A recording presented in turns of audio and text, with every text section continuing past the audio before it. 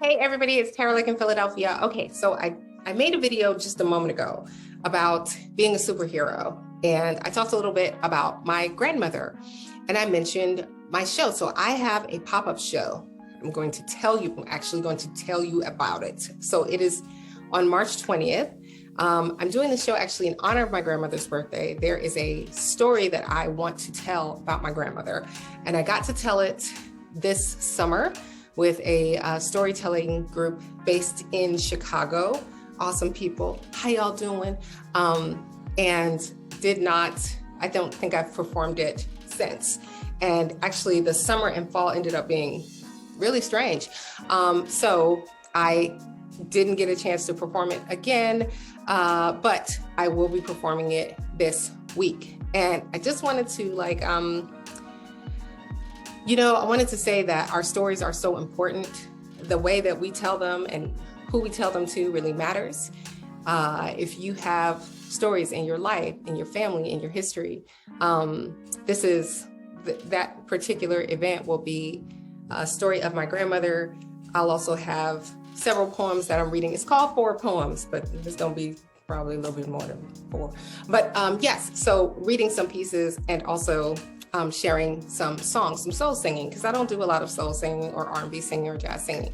And I think the last time I performed jazz, it's been like 2 years in public, right? So, well, no, actually that's not true. That's not true. Christmas. Okay, but the point is, having a chance to do all of that, I'm looking forward to it.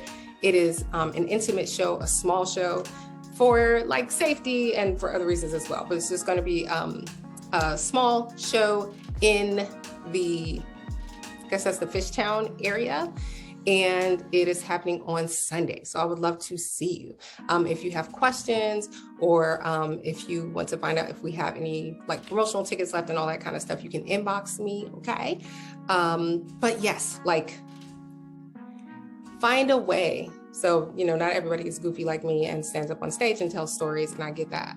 But find a way, to make sure that your loved ones or your community or your family or maybe, your children, your nieces and nephews know the stories of their people, have a sense of where they came from, and have a way to keep those people alive in their own lives.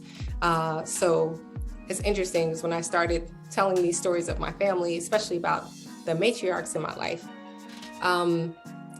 most of them were here, most of my senior matriarchs, except my great-grandmother.